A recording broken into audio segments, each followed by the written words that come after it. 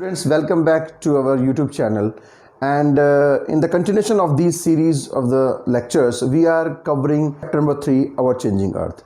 In our last lecture, we learnt about the formation of different type of mountains, and in earlier chapters, we have also learnt about volcanoes and earthquakes. So students, let us move forward and read about the external forces. So dear students, इससे पहले के chapters में हम सारी internal activities और movements और disturbance के कारण टेक्टोनिक प्लेट्स की कन्वर्जेंट डाइवर्जेंट मूवमेंट्स के बारे में पढ़ चुके हैं, माउंटेन फॉर्मेशन पढ़ चुके हैं और कुछ जो रैपिड चेंजेस पढ़ चुके हैं, स्लो चेंजेस के बारे में पढ़ चुके हैं. Now we are moving to, अब हम जा रहे हैं बाह्य ऐसी शक्तियों के बारे में, natural forces which are happening on the earth crust. So you know the rivers are flowing on the earth crust. The rivers are flowing somewhere in the mountainous region. The river water is flowing with high speed, and somewhere the water is flowing with slow speed. In the plain areas, the river is forming different shapes. So we will learn about rivers and different landforms which are formed by the river.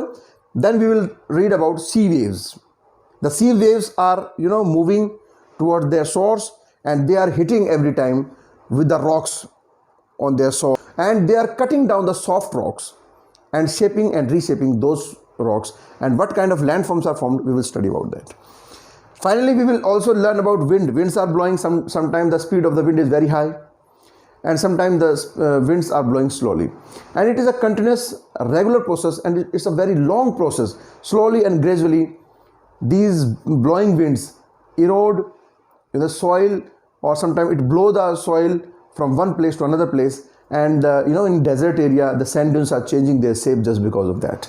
So we will learn one by one these kind of external forces who are shaping and reshaping the landforms. First of all, let us start rivers.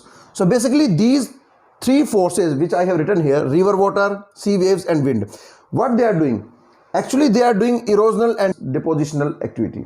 What is erosion and deposition? देखिए ये erosion deposition क्या होता है? जब पानी बहता है तो कटाव करता है, तो पानी मिट्टी का कटाव करता है. जब पहाड़ों से आता है तो वेदरिंग के कारण मौसम कई बार बहुत गर्मी होती है, कई बार बहुत ठंड होती है. So just because of the change in the temperature, uneven temperature, sometime it is extreme hot, sometime it is extreme cold. So just because of the change of the temperature, the decomposition of the rock broken down to small tiny particles, and those particles are called sediments, or you can say silt. तो दोस्तों जब बहुत गर्मी पड़ती है, ठंड पड़ती है, मौसम में बहुत बदलाव होता है, बहुत तेज़ बारिश होती है, बादल फटते हैं, इस तरह की जो वेदरिंग एक्टिविटीज़ होती हैं, ये बहुत सारे फैक्टर्स हैं जो क्या करते हैं, जो ऊपर से पहाड़ों के छोटे छोटे टुकड़ों को तोड़ते रहते हैं. So these small particles which are broken down on the high altitude areas and the rivers which are originating on those mountainous regions, they are carrying those small particles with them, which is these small particles are called silt और sediments. तो जब reverse high altitude यानी ऊंचाई से, पहाड़ी area से जब बहती हुई आती है तो वहाँ पे बहुत हाई स्पीड से वो बह रही है, तो वो क्या करती है, अपने किनारों पर को तोड़ती रहती है, और अपने बॉटम, उसका जो बेस होता है, उसका बेड जो होता है रिवर का, तो उसका भी कटाव करती रहती है, और साइडों में अपने किनारों का भी कटाव करती रहती है. तो ये किनारों के कटाव के कारण और अपने बेड के कटाव के कारण या उसके बॉटम के कटाव के कारण क्या होता है, धीरे धीरे से जो वी शेप का एक स्ट्रक्चर बन जाता है, लैंडस्केप बन जाता है, तो उसे कहते हैं हम वी शेप वैली. तो देखिए ये देखते हैं रिवर अपने कोर्स में कौन कौन से लैंडफॉर्म्स को बनाती है. तो suppose these are the mountains, okay, and rivers are flowing from these mountains to the plain areas. So while these rivers, this kind of V shape, how this V shape is formed here, ये इस तरह V के आकार का जो ये आपको landscape नज़र आ रहा है, ये कैसे बना होगा. तो देखिए पहले ये ऐसा नहीं होगा, पहले ये शायद हो सकता है कि पहले ये ऐसा हो, लेकिन चूंकि बार बार पानी यहाँ पे बह रहा है, तो बार बार पानी के जाने से, गुजरने से जो पार्टिकल्स हैं वो इरोड होते रहते हैं, टूटते रहते हैं, बहते रहते हैं, टूटते रहते हैं, बहते रहते हैं. तो हज़ारों साल के बाद क्या होता है, ये वैली जो है वो डीप होती चली जाती है, क्योंकि रिवर दोनों तरह का कटाव करती है, अपने बैंक्स को भी काटती है और अपने बॉटम को भी काटती रहती है.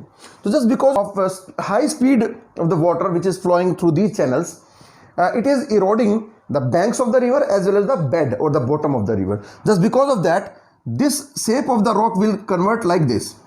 So these kind of V shape will be created, and these V shaped rocks, they are called river valleys. तो ऐसे वी शेप का जो स्ट्रक्चर बनता है माउंटेनियस रीजन पे हाई स्पीड ऑफ वाटर के कारण, इरोजन के कारण, वो कहलाता है वी शेप वैली। अब देखिए जब ये वी शेप यहाँ पे पत्थरों को तोड़ रही है, इरोड कर रही है, इरोजन हो रहा है, उसके बाद रिवर क्या करती है, माउंटेनियस रीजन से होते हुए फिर वो प्लेन एरियाज में आती है। और फिर when the river enters in the plain area, जब नदी जो है वो समतल मैदानों में पहुंचती है तो उसके पानी की स्पीड कम हो जाती है, और उसके बाद वो जो रिवर है ना वो कई बार अपने ही बैंक्स को कटाव करते करते ट्विस्ट एंड टर्न करने लगती है और बड़े बड़े बैंड्स बनाने लगती है। तो रिवर ऐसे फ्लो होने लगती है। सी आई हैव शोन हियर। तो रिवर क्या करती है, ट्विस्ट एंड टर्न करके बहुत सारे बड़े बड़े बैंड्स बनाती है, सर्कुलर लूप बनाती है, this type of circular loops. So river start to flow in these kind of circular loops or in these kind of bands, these kind of twist and turn are made by the rivers। तो उसमें क्या होता है कि ये जो bands निकले हुए ना बाहर आपको दिखाई दे रहे, टर्न जो दिखाई दे रहे हैं, इन्हें कहते हैं meander। After due course of time 100,000 years, you know, every time the river is carrying the silt and sediments।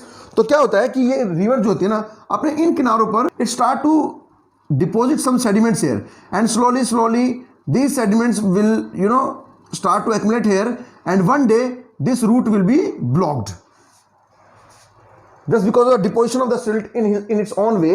अपने ही रास्ते में डिपॉजिट करने के कारण अब इसका ये जो पोर्शन है यहाँ का, ये जो एंड है, एंड पॉइंट है, सर्कुलर लूप, देखिए यहाँ से यहाँ तक ये क्या है, सर्कुलर लूप है। तो यहाँ से यहाँ तक का ये जो पार्ट है ये ब्लॉक हो जाता है, इधर से भी ब्लॉक हो जाता है, सर्कुलर लूप के दोनों कॉर्नर जो है डिपोजिशन के कारण ब्लॉक हो जाते हैं, जिससे रिवर का रास्ता बंद हो जाता है। और रिवर का रास्ता बंद होने के कारण क्या होता है, मैं इसको थोड़ा सा और स्टीप बना देता हूँ ताकि आपको आराम से समझ में आए। ये सर्कुलर लूप जो है वर्षों तक ऐसे बहते बहते इस तरह की शेप ले लेते हैं, बहुत ज़्यादा स्टीफ हो जाते हैं, ठीक है। और इस तरह से यहाँ पर क्या होता है, ये जो both ends of the circular loop है इसे कहते हैं सर्कुलर लूप। क्या कहते हैं, लूप्स। तो ये जो लूप्स हैं या आप इनको बैंड्स बोल सकते हैं, बैंड्स। तो ये जो इस तरह की सर्कुलर बैंड है ये खुद ही नदी अपना डिपोजिशन करके इनको बंद कर देती है। तो ये बंद होने से क्या होगा, यहाँ पर एक लेक जैसी स्ट्रक्चर बन गई। देखिए इस तरह की जो स्ट्रक्चर बन गई ना, ये इस तरह की जो स्ट्रक्चर बन गई, एक ऐसी घुमावदार लेक बन गई है ना, सेमी सर्कुलर लेक। तो इस सेमी सर्कुलर लेक को क्या बोलते हैं, इसको बोलते हैं ओक्स बो लेक्स। इसे बोलते हैं ऑक्स बो लेक्स। अब देखिए इसको ऑक्स बो लेक क्यों बोला, ऑक्स मतलब क्या होता है, बैल, और बो मतलब सींग। तो बैल के सींग कैसे होते हैं, बैल के सींग भी ऐसे ही कुछ होते हैं ना, इस तरह से करके बैल के सींग होते हैं, ठीक है। इसलिए इसका नाम लिखा गया है ओक्स बो लेक्स। तो फ्रेंड्स आज हमने रिवर्स के द्वारा बनाए जाने वाले 3 लैंडफॉर्म्स के बारे में डिस्कशन किया। और वीडियो ज़्यादा बड़ी करने की जरूरत नहीं है क्योंकि 7th क्लास का आपका स्टैंडर्ड है। अगर हम एक ही चीज़ में सारे कंसेप्ट क्लियर करेंगे तो आपको समझ में नहीं आएंगे। तो हमने क्या पढ़ा, रिवर जब माउंटेन से नीचे आती है हाई एल्टीट्यूड हाई स्पीड के साथ में, तो क्या करती है, इरोजन करती है, स्टोन्स को तोड़ती है और क्या बनाती है, वी शेप वैली बनाती है। उसके बाद वो फिर जब प्लेन्स में आती है तो मीएंडर्स बनाती है, ऑक्स बो लेक्स बनाती है। तो दोस्तों आज की वीडियो में इतना ही काफ़ी है। इसी कंटिन्यूशन में हम फिर मिलेंगे। सी यू बाय।